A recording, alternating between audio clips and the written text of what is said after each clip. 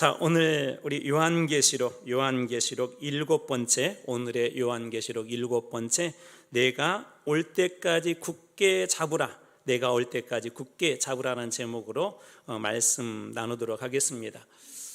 좋은 부부, 또 행복한 그런 가정을 시작하기 위해서 필요한 것이 무엇일까요?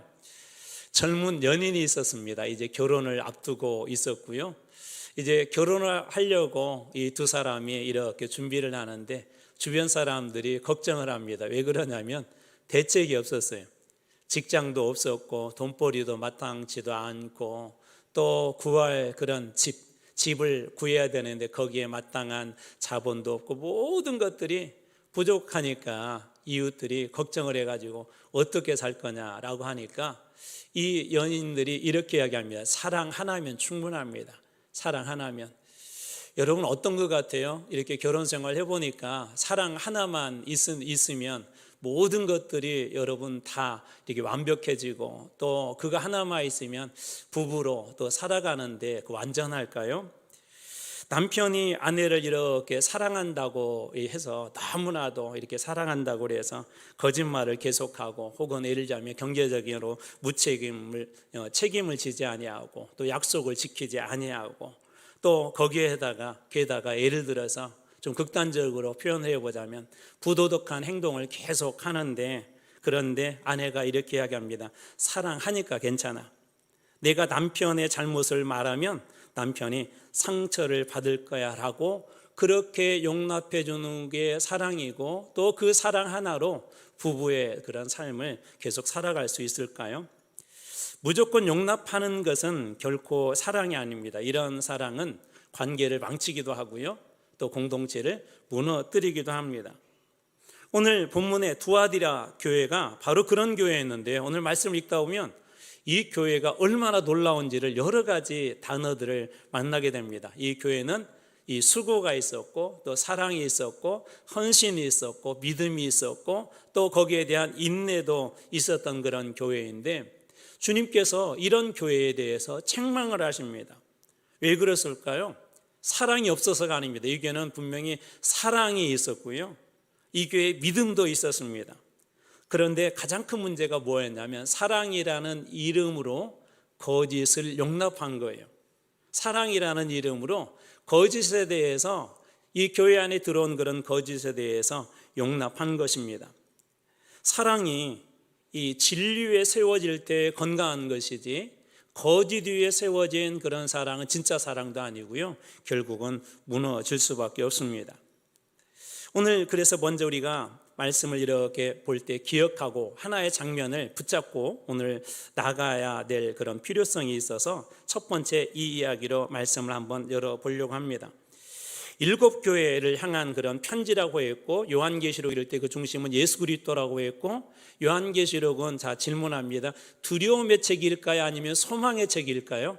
소망의 책입니다. 그래서 요한계시록 우리가 읽으면서 두려움을 갖는 게 아니라 우리의 이렇게 불완전한 삶 속에서도 소망과 위로를 얻는 책이 그 요한계시록입니다.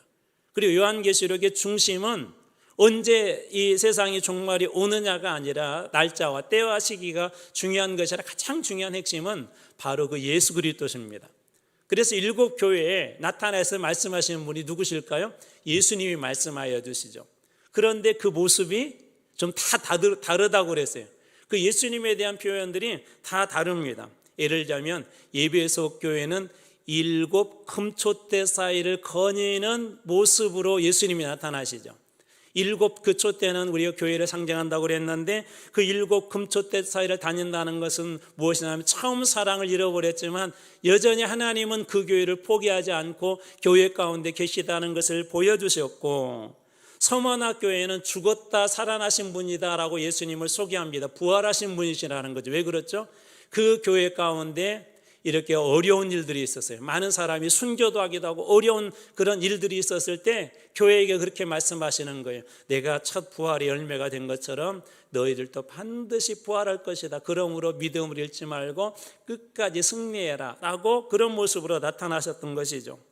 버가모 교회에 대해서는 좌우에 날선검을 가지신 분으로 나타나셨습니다. 왜 그렇습니까? 말씀으로 거짓을 분별하고 회개할 수 있도록 그렇게 나타나셨던 거요. 자, 그렇다면 두아디라 교회는 어떤 모습으로 예수님께서 말씀하셨을까? 오늘 18절 말씀입니다. 두아디라 교회의 사자에게 편지하라. 그 눈이 불꽃 같고, 눈이 무엇 같고? 불꽃 같고, 그 발이 빛난 주석과 같은, 발은 무엇 같다고요? 빛난 주석과 같은 하나님의 아들이 이르시되, 눈은 불꽃 같고 발은 빛난 주석과 같다라고 그렇게 이야기합니다. 왜 이런 모습으로 이 교회 가운데 예수님은 그 모습을 보여주셨을까요? 그 해답은 설교 끝날 때쯤 여러분들이 자연스럽게 좀 발견할 수 있도록 말씀을 한번 이어가도록 하겠습니다. 자, 먼저 이 답을 찾기 위해서 우리가 왜 이 교회를 주님께서 이렇게 말씀하시고, 또 무엇보다도 가장 중요한 첫 번째가 있는데, 교회들마다 주님이 바라보시는 그 시각과 평가가 있었어요. 자, 그렇다면 두아디라 교회를 예수님은 어떻게 바라보셨을까요? 오늘 말씀의 19절입니다. 내가 내 사업을 이렇게 바뀌어두면 행위, 헌신, 그렇게 바꾸셔도 괜찮아요. 내가 너희들의 사업과 행위와 헌신과 사랑과 믿음과 섬김과 인내를 아노니 내 나중 행위가 처음 것보다 많도다라고 그렇게 말씀하세요. 여기 중요한 단어가 아노니죠. 아노니. 예수님이 무엇을 하신다고 말씀하셔? 너의 행위를 안다. 너희들이 얼마나 헌신하고 수고한지를 안다. 그리고 사랑도 알고 믿음도 알고 섬김도 알고 인내도 안다라고 그렇게 말씀하시면서 마지막 말씀은 이렇게 이어집니다. 내 나중 행위가 처음 것보다 많다. 이렇게 바꿔보면 쉬울 것 같아요. 처음보다 더 사랑하고 처음보다 더 믿음도 좋아졌고 처음보다 더 많이 섬기기도 하고 처음보다 더 어렵고 힘든 상황에서도 인내하며 예수 그리스도를 믿는 정말 칭찬받을 만한 그런 교회가 두아디라 교회였습니다. 그리고 무엇보다도 나중 행위가 이 처음 행위보다도 더 좋은 교회, 갈수록 좋아지는 교회, 갈수록 부흥하는 교회, 갈수록 분위기가 좋아지는 교회, 갈수록 교회가 한마음 되는 그런 교회가 바로 이 두아디라 교회였습니다. 앞에 교회들의 모습을 보면서도 예수님은 종종 그런 말씀을 내가 안다라고 그렇게 말씀해요. 내가 안다. 에베소 교회에서도 수고, 인내, 악한 자들을 용납하지 않는 것을 이렇게 알았다라고 그렇게 말씀하시고요. 또 서머나 교회는 환난과 궁핍을 내가 안다라고 그렇게 말씀하십니다. 그래서 주님은 먼저 무엇을 하시냐면요, 여러분들의 헌신과 수고와 여러분들이 아무도 알아주지 않는 곳에서 했던 그 눈물의 기도를 우리 주님께서 다 아신다는 거예요. 아신다는 거예요. 세상 사람들이 몰라도 우리 주님은 그런 수고와 헌신을 다 아신대요. 남모르게 누군가를 섬겨주고 누군가를 위해서 아무도 몰라요. 남편도 모르고 아내도 모르는데 누군가를 위해서 눈물로 기도했던 그것을 우리 주님은 아신대요. 자식들이 부모의 마음 알아주지 않고 그 자식이 늘 속썩여도 그래도 그 자식을 위해서 눈물로 기도하는 그 어머니의 그 눈물을 우리 주님께서 아신대요. 힘들고 어려울 때 너무 힘들고 어렵지만 그래도 주님 제가 다시 한번 일어나서 걸어보겠습니다라고 주님 앞에 그렇게 기도했던 그런 기도도 우리 주님께서 다 아신다고 하십니다. 한 번은 예수님께서 이렇게 한 집에 들어가셨는데 한 여인이 예수님에게 향유를 이렇게 붓습니다. 옥합을 깨뜨려서 붓습니다. 사람들이 막 뭐라고 하죠. 이 비싼 옥합을 왜 이렇게 낭비하느냐, 왜 이걸 허비하느냐. 예수님의 제자 한 사람은 이렇게 이야기합니다. 이거 값이 얼마냐? 300데나리온이다. 300데나리온.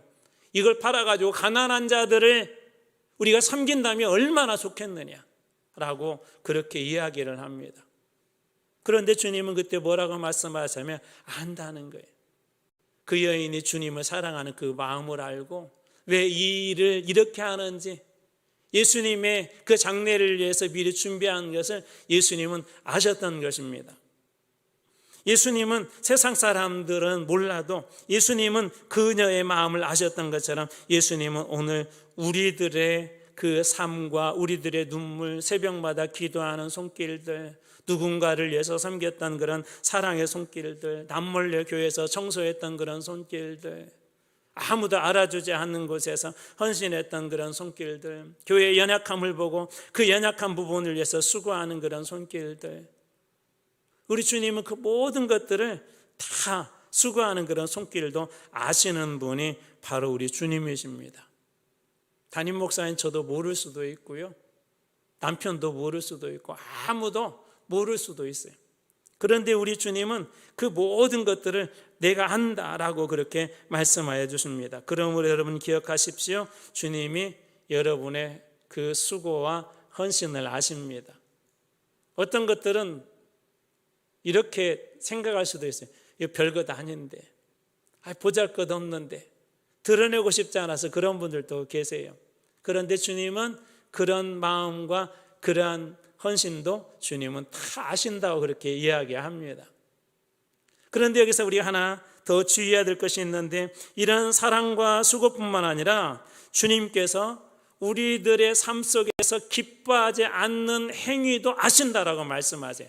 사랑과 수고도 아시지만 하나님께서 기뻐하시지 않는 너의 삶도 내가 안다라고 그렇게 이야기합니다.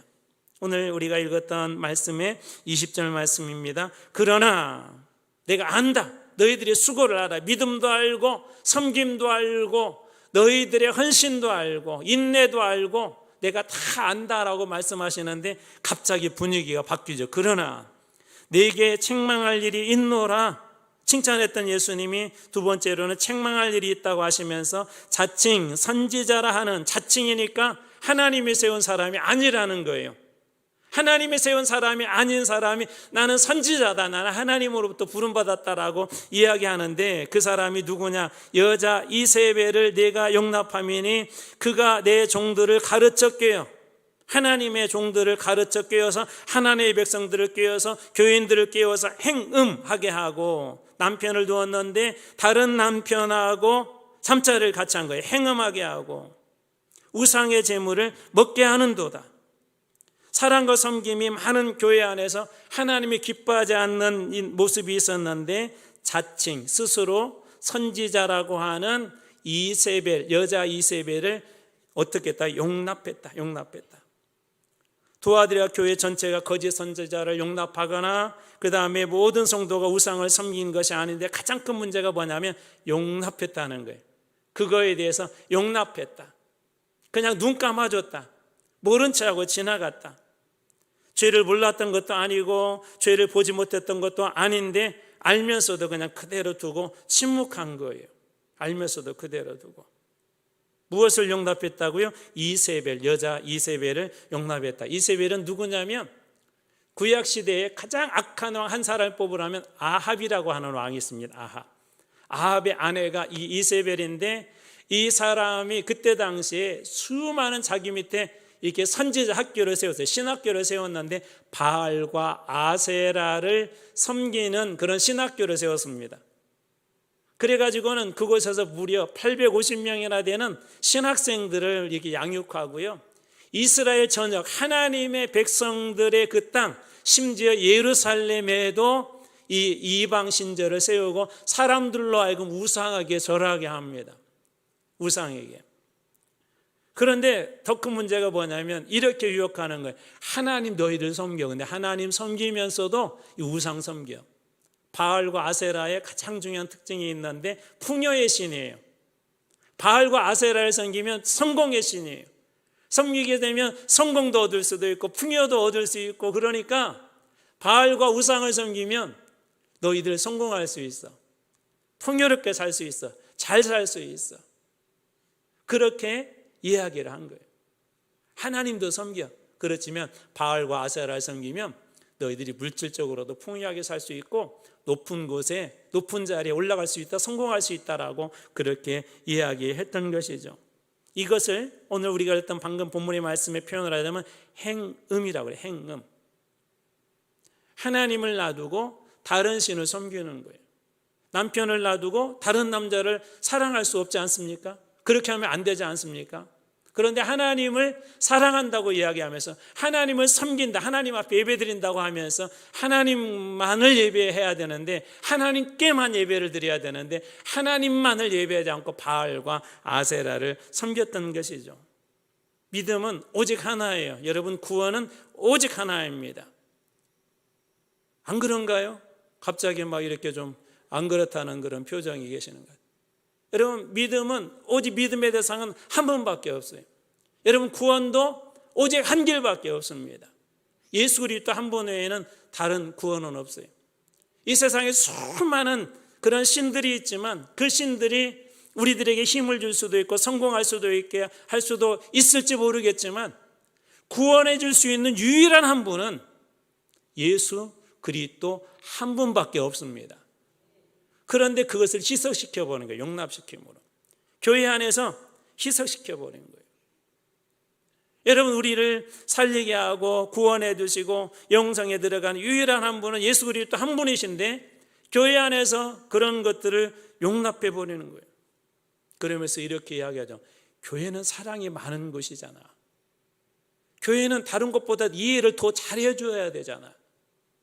사랑이 많은 곳에서 많은 것이니까 그들의 말도 들어봐야 되지 않겠어? 교회는 다른 것보다도 더 많이 이해해주고 공감해줘야 되니까 그들의 이야기도 우리가 들어주고 공감해줘야 되지 않겠어? 그렇게 사람들이 바꿔버린 거예요.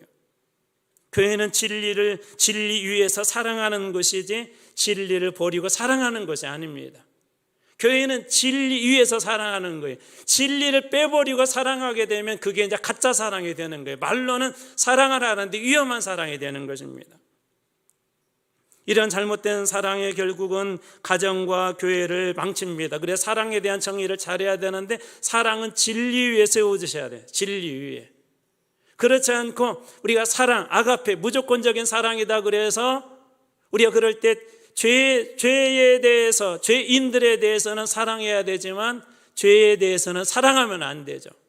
무조건 사랑해야 된다고 그래서 죄에 대해서도 죄를 사랑해서도 안 되는 거예요. 죄인은 사랑해야 돼요. 그런데 이게 바뀌어버린 거예요. 죄도 사랑하고 우상 섬기는 것도 우상도 사랑하고 하나님도 사랑하고 절대 그럴 수 없다는 것입니다. 이렇게 살았던 한 사람과 그 가정에 대한 이야기를 우리는 성경 한 곳에서 발견할 수 있는데 바로 구약의 엘리라고 하는 그 대제사장의 가정의 이야기입니다. 엘리. 옛날에는 이 제사장들은 세습이었었어요. 그러니까 아버지가 제사장이면 아들도 이렇게 제사장이었는데 제사장으로 있는 그 집안 안에 어떤 이 아들들이 제사장이 되었는데 이 아들들이 하나님을 멸시를 했어요. 무슨 얘기냐? 하나님의 말씀에 대해서 무시를 해버렸어요. 하나님 말씀에 대해서. 그리고 하나님 앞에 드리는 제물이 있으면 먼저 하나님 앞에 구약에서는 드려야 되거든요. 그리고 어떤 제사의 부분에 대해서만 제사장들이 취할 수가 있었는데 하나님 앞에 이렇게 백성들이 제사하려 가지고 오면 이 두 아들들이 그 중에 가장 좋은 것을 빼내어서 자기 먹거리를 먼저 삼아버립니다. 하나님의 제사도 멸시했어요. 그것뿐만 아니라 이때는 아직 성전이 아니고 성막 시대였는데 이 성막 안에서 진짜 행음을 해요. 행음. 제사장은 그러면 안 되잖아요. 하나님의 백성들은 그러면 안 돼요. 더군다나 하나님께서 임재해 계시는 성막 안에서 이런 짓을 합니다. 엘리도 그것이 잘못인 줄 알았어요. 책망도 했습니다. 그러나 거기까지 했어요. 그리고 그 죄에 대해서 침묵을 합니다. 그거에 대해서 멈춰버립니다. 그것을 갖다가 용납합니다. 그러자 주님께서 뭐라고 말씀하십니까? 사무엘상 2장 29절 너희는 어찌하여 내가 내 처소에서 명령한 내 제물과 예물을 밟으며 하나님이 명령한 제물과 예물을 어땠대요? 밟아버렸대요. 무슨 의미죠? 무시한 것이죠. 하나님도 무시해버렸어요. 거기에다가 내 아들들을 나보다 더 중히 여겨 내 아들들을 더 중히 여겨서 아들들이 죄를 짓는 거에 대해서도 왜 용납했느냐? 내 백성 이스라엘이 드리는 가장 좋은 것으로 너희들을 살찌게 하느냐? 하나님 앞에 먼저 드려야 되는데 자기의 배를 채우는데 이 아들들이 그렇게 했는데도 그걸 갖다가 용납해버렸어요. 용납. 엘리의 문제는 뭐냐면 용납입니다. 다시 말씀드립니다. 죄인은 사랑해야 하지만 그러나 죄는 용납해서는 안 됩니다. 상처는 안아줘야 하지만 그 상처 뒤에 있는 죄까지 안아줘서는 안 됩니다.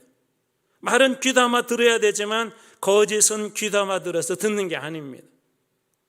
그런데 그것을 용납해 버려요. 거짓도 용납하고요, 상처 뒤에 있는 죄도 용납해 버리고요. 아담과 하와가 어떻게 죄를 짓습니까? 뱀의 말을 용납해 버리죠. 하나님의 말은 내려놓고.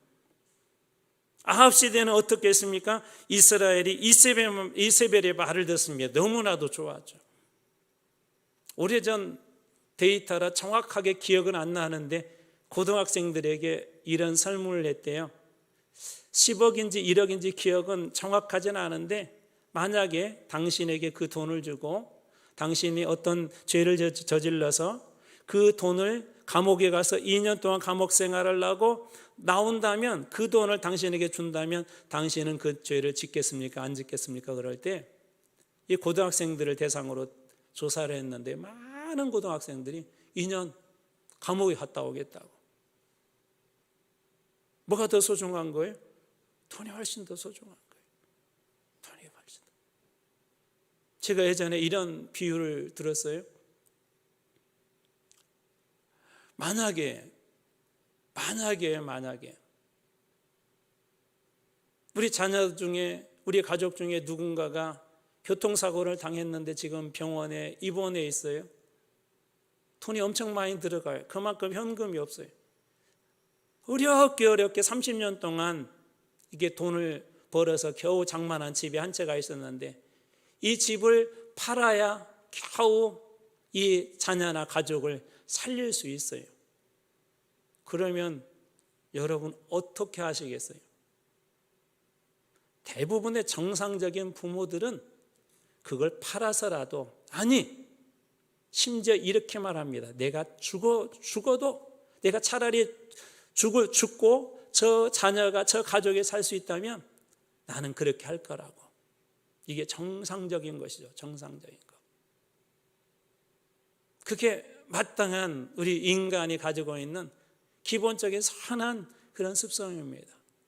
그런데 그런 상황에서 내가 30년 동안 뼈 빠지게 고생해서 그동안의 전세, 사글세 살면서 그렇게 힘들어서 집 한 채 마련하는 것이 내 꿈이었는데, 겨우 이제 집 마련했는데 우리 가족의 아무개 때문에, 저 아들 때문에 내 꼴이 이게 무엇이냐고, 나는 절대로 이 집을 안 팔겠다고 그렇게 말할 사람은 없을 것입니다. 그런데 만약에 그렇게 말한다면 여러분 어떻게 된 거예요? 근데 이스라엘이 하나님 앞에 그렇게 구원을 받아놓고도 하나님께서 주신 구원의 은혜와 감격은 다 잊어버리고 성공을 위해서, 더 많은 돈을 벌기 위해서 하나님이 아닌 다른 우상을 이들이 선택해버리고 맙니다. 그러한 모습이 이 두아디라 교회 안에도 들어왔던 거예요. 용납하는 거예요. 하나님을 믿고 구원도 받고 싶고 우상을 섬겨서 세상적인 성공도 하고 싶은, 거짓을 만드는 것이 문제가 아니라 거짓을 그냥 그대로 용납하고 하나님의 말씀 속에 들어온 가짜 복음도 그대로 용납하고, 그게 바로 두아디라 교회의 문제였던 것입니다. 사랑이 없어서가 아니라 진리를 빼버린 그 사랑, 위험한 그런 사랑이었던 것이죠. 자, 그렇다면 여기에서 우리 다시 이제 첫 번째로 돌아가서 주님께서 아까 어떻게 나타나셨다면 불꽃 같은 눈으로, 불꽃 같은 눈으로. 주님께서 무엇인가, 불꽃 같은 눈이라는 건요, 사치 보고 세밀하게 보고 계시다는 거예요. 우리가 숯불 사이에 숨었을 때도 주님께서 보고 계신다는 거예요. 너희들이 열심히 신앙생활하는 것도 내가 불꽃같이 볼 것이고, 보이지 않는 곳에서 기도하는 것도 불꽃같이 볼 것이고, 아무도 알아주지 않은 헌신도 내가 불꽃같이 볼 것이고, 그것뿐만 아니라 너희들이 용납하고 타협하는 그 신앙도 내가 불꽃처럼 지켜볼 것이다. 하나님이 안 계신 것처럼 그들이 신앙생활을 했기 때문에 하나님께서 그렇게 말씀하시는 거예요. 놀랍게도 주님은 이들을 불꽃같이 눈으로 보시면서 심판에 대해서 먼저 말씀하지 않고 이렇게 먼저 기회를 주십니다. 21절 앞부분입니다. 또 내가 그에게 회개할 기회를 주었을 때, 심판을 먼저 말씀하지 않고 무엇을 주셨다고요? 회개할 기회. 또 내가 그에게 회개할 기회를 주었을 때, 기회라는 건 뭐죠? 지나가 버리면 이러는 거예요. 없어져 버리는 거예요. 물 들어올 때 무엇을 저으라고 하죠? 이상한 거 저으면 안 돼요. 노를 저으라고 하죠. 때가 있다는 거예요. 때. 여러분, 회개도 때가 있어요. 그런 경험 있으시죠? 누구한테 내가 잘못을 했는데 막 마음속에 그걸 가서 내가 미안하다고 얘기해야 된다는 것도, 그런 결심도 섰어요. 근데 때를 놓쳐버렸어요. 때를. 그러면 그 다음에 가서 이야기하려면 참 어렵습니다. 축하도 때가 있더라고요. 그때 해줘야 최고의 축하가 되는 거예요. 근데 회개도 때가 있어요. 회개. 하나님께서 먼저 심판을 말씀하시는 것이 아니라 회개할 기회를, 먼저 기회를 주시고 기다려 두시고 먼저 돌아오기를 그렇게 원하시고, 그래서 하나님은 먼저 회개할 기회를 우리들에게 주십니다. 요나 시대도 그렇죠. 니느웨라는 것은 이방의 땅이에요. 무엇보다도 하나님의 백성들을 괴롭혔던 그런 사람들입니다. 그런데 하나님의 백성을 괴롭힌 그 나라조차도 하나님은 어떻게 하시냐면 기회를 주세요. 회개할 기회를 주세요. 요나가 안 가겠다고 하니까 그 마음 하나님도 아셨을 거예요. 니느웨라고 하는 그런 나라는 이스라엘에게 저희 할머니, 할아버지 세대에, 또 그 정도 세대에 계셨던 분들에게 일제강점기 때 일본과 우리의 관계하고 똑같아요. 그런 나라에게 가서 멸망한다고, 회개하라고 그걸 전하라고 하냐, 요나가 전하고 싶었겠어요. 그렇게 안 가겠다고 때려쓰는 요나를 어떻게든지 하나님께서 요나를 보내시죠. 그리고 먼저 그들에게 무엇을 줘요? 심판이 먼저가 아니라 회개할 기회를 주십니다. 하나님은 우리들에게도 마찬가지예요.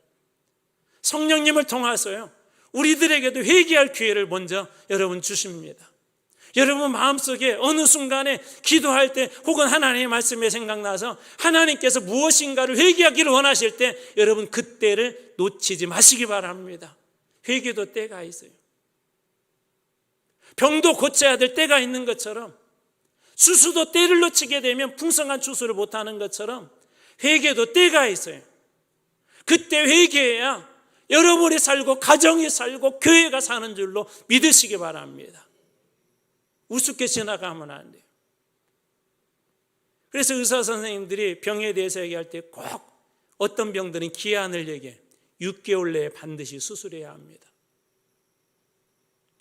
그때 수술을 해야 사는 거예요. 왜 하나님은 성령님을 통하여서 우리들에게 그거에 대해서 기억나시고 이렇게 또 회개할 수 있도록 그런 마음을 주셨을까요? 회개의 목적은 수치를 드러내려고 하는 것이 아니라 살리기 위한 거예요. 살리기 위한 거예요. 의사 선생님의 병을 진단하는 것은 당신의 수치가 이렇소 그게 아니라 우리를 살리기 위해서 정확하게 진단을 하는 거예요. 여러분, 성령님께서 회개할 기회를 여러분들에게 주시면 즉시 회개하시기 바랍니다. 그것이 여러분이 살고 우리 가정에 살고 교회가 사는 거예요. 자, 그런데도 안타깝게도 어떻게 되었습니까? 21절 후반절입니다. 자기의 음행을 회개하고자 하지 아니하는도다. 무슨 얘기냐면요, 아예 결심을 해요. 나는 죽어도 회개 안 해. 나는 죽어도 저 사람은 용서 안 해. 나는 죽어도 이번 일 용서 안 해. 그런 것처럼 나는 죽어도 회개하지 않아. 이걸 왜 회개해? 다른 사람도 하고 목사님도 하고 장로님도 하고 권사님도 하고 안수집사님도 하고 교회 10년 다니는 모태신앙도 하고, 그런데 내가 왜 회개해? 그랬다는 거예요. 여러분, 죄의 문제는 반드시 해결해야 합니다. 암덩어리를 몸에서 떼어내는 것처럼 죄의 문제는 반드시 해결할 때 우리의 신앙이 건강해지고 하나님께서 주시는 은혜의 통로가 될 수가 있어요. 우리 몸속에 수많은 혈관들이 있죠. 막히게 되면 어떻게 되죠? 한번 맡겨보실래요? 아마 원하는 사람 없을 거예요. 그런데 왜 하나님과의 관계는 맡겨가는데 왜 그대로 두세요? 기도의 통로가 맡겨가는데 왜 그대로 두세요? 사랑의 통로가 맡겨가는데 왜 그대로 두세요?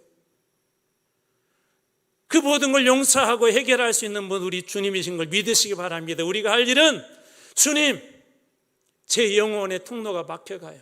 이 죄 때문에 막혀가요. 제 입술의 범죄 때문에 막혀가요. 제 행위의 이것 때문에 막혀가요. 고백하고 회개할 때 여러분의 영적인 혈관을 깨끗하게 우리 주님께서 청소해 주실 줄로 믿으시기 바랍니다. 우리는 회개하고 고쳐주시는 건 누가 해요? 주님이 하시는 거예요. 주님이. 그러면서 주님은 엄중하게 말씀하십니다. 23절 뒷부분입니다. 내가 너희 각 사람의 행위대로 어떻게 할 것이다? 갚아주리라. 여러분, 구원은 행위로 구원받지는 않지만 심판은 여러분의 행위대로 받습니다. 하나님 나중에 다 그거 하나님 앞에 회개하지 않는 것들은 다 하나님께서 이렇게 하세요. 자, 그렇다면 우리는 서론에 던졌던 또 하나의 그런 질문, 왜 주님의 발은 주석같이 빛날까요? 발은 성경에서 종종 이게 짓밟는다라 그런 표현도 여러분 아시죠? 그 나라를 짓밟았어. 심판을 의미합니다. 주석이라는 건 단단함이에요. 그러니까 반드시 하나님께서 그 행위대로 갚아주시겠다, 심판하시겠다는 말이 주석같이 빛나는 그런 발입니다. 주석같이 빛나는 발. 어쩌면 오늘이 하나님께서 주시는 마지막 회개의 마지막 기회일 수도 있습니다. 자, 그러면 회개한 사람은 이후 어떻게 살아야 할까요? 주님 복잡한 것을 요구하지 않습니다. 24절입니다. 두 아들이 아예 남아있어 이 교훈을 받지 아니하고 소위 사탄의 깊은 것을 알지 못하는 너희에게 말하노니 다른 짐으로 너희에게 지울 것이 없다. 더 이상 다른 것 지우지 않겠다. 왜요? 사랑도 있고 수고도 있고 헌신도 있고 믿음도 있고 인내도 있고 섬김도 있고 다른 것으로 지우지 않겠대요. 그러면서 중요한 것이 있어. 25절 다만 너희에게 있는 것을 내가 올 때까지 굳게 잡으라. 다만 너희에게 있는 것, 너희에게 있는 사랑, 믿음, 그 다음에 선한 행위, 헌신, 인내, 수고, 그것을 주님은 복잡한 요구를 하지 않고 너희에게 있는 그것을 내가 올 때까지 굳게 붙잡아라. 내가 다시 재림할 때까지, 심판할 때까지 굳게 붙잡아라. 좋은 부부가 오래가는 이유도 특별한 비밀이 있어서가 아닙니다. 처음 맺은 그런 단순한 약속이지만 그것을 끝까지 붙잡기 때문에 그렇습니다. 신앙도 마찬가지예요. 주님은 특별한 비법을 이야기하지 않으세요. 처음 받은 복음, 처음 받은 말씀, 처음 받은 그런 고백 끝까지 붙드시기 바랍니다. 그거 하나면 된다는 거예요. 그때 주시는 약속이 무엇입니까? 28절 하나만 보겠습니다. 내가 또 그에게 무엇을 주리라? 새벽별을 주리라. 어둠이 끝나고 새 아침이 온다는 표식이에요. 여러분의 인생에 어둠이 끝나고 여러분의 인생에 새 아침이 오시길 주님의 이름으로 축원합니다. 새벽별의 은혜를 주신대요. 우리 교회가 가장 중요하게 첫 번째 붙잡고 있는 거 있죠. 제가 와서부터 지금까지도 계속 이해하는 거, 말씀 붙잡자. 그래서 말씀을 한번 묵상해보자. 말씀을 써보자. 말씀을 암송해보자. 계속 이야기하는 중 다른 거 많은 거 하려고 하지 마시고요. 여러분 말씀 붙잡는 이 단순한 거지만 끝까지 붙잡아 보시기 바랍니다. 고등학생인데 1000절, 2000절 암송하는 친구에게 이렇게 물어봅니다. 암송했더니 무엇이 유익하냐고. 암송은 그냥 말씀 그대로 암송하는 거잖아요. 근데 말씀을 암송하면서 하나님이 진짜 살아계시다는 것이 믿어지더래요. 단순한 거죠. 왜? 말씀은 그 뭐예요? 하나님이시니까. 말씀을 암송한다는 머릿속에 기억되지만 말씀을 암송한다는 건 내 심장에 기억이 되어지는 거예요. 내 마음판에 기록되어진 것입니다. 내 안에 누가 계시는 거예요? 하나님이 계시는 거예요. 하나님. 단순하지만 그것은 끝까지 붙잡습니다. 여러분 무엇보다도 예수 그리스도를 굳세게 붙잡으시기 바랍니다. 여러분의 인생이 끝자락에 도달할 때까지, 주님 나라에 갈 때까지 여러분 주님 굳세게 붙잡으시기 바랍니다. 자, 그렇다면 이제 말씀을 마무리합니다. 설교를 시작하면서 한 연인과 부부에 대한 이야기를 했습니다. 사랑만 있으면 행복한 가정이 될까요? 아니라고 그랬어요. 어디 위에? 진리 위에 세워질 때. 교회 사랑도 마찬가지예요.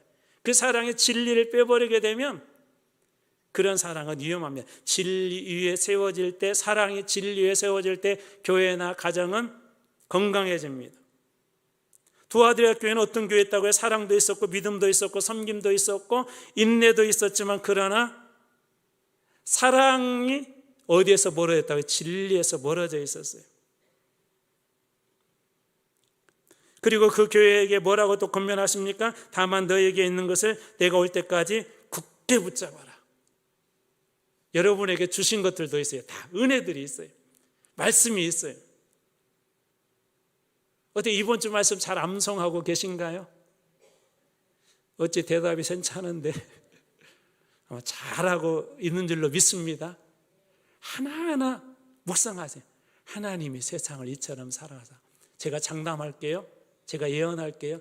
100번만 한번 암송해 보세요.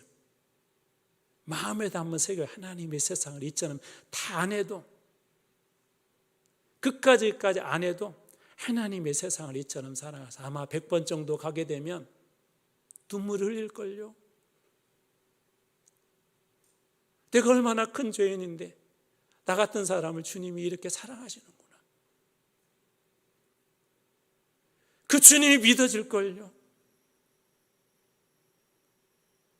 단순하지만 한번 꼭 붙잡아 보세요. 주님, 이번에 복음의 말씀 12번의 이 말씀 저도 끝까지 한번 붙잡아 보겠습니다. 주님, 복음이 깨달아지고 예수님을 만나고 위로가 필요할 때 위로해 주시고, 넘어졌을 때 그 말씀이 이렇게 세워주시고, 눈물 흘릴 때 그 말씀에 나를 닦아주시고, 내가 쓰러져서 절규할 때 그 말씀으로 다가오셔서 주님 저를 붙잡아 주십시오라고 기도하는 마음으로 한번 13주까지 한번 같이 걸어보지 않겠습니까?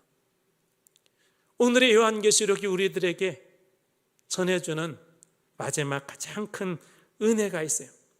다만 너희에게 있는 것을 내가 올 때까지 굳게 잡으라. 여러분에게 있는 이 말씀, 주님이 했던 그 사랑, 주님이 주셨던 그 축복, 여러분 굳게 붙잡으셔서 주님 앞에 설 때, 주님 그때 말씀하신 대로 제가 이거 별 볼 일 없는 것 같지만 제가 굳게 붙잡고 여기까지 왔습니다라고 주님 앞에 자랑할 수 있는 여러분들 다 되시길 주님으로 축원합니다. 말씀을 만날 때마다 예수님 때문에 행복하시길 주님으로 축원합니다. 말씀 속에 들어갈 때마다 여러분들의 등을 토닥 끌어주시고 여러분들 안아주시는 예수님을 만나는 끝까지 붙잡는 은혜가 여러분들에게도 있길 주님의 이름으로 축원합니다. 기도하겠습니다.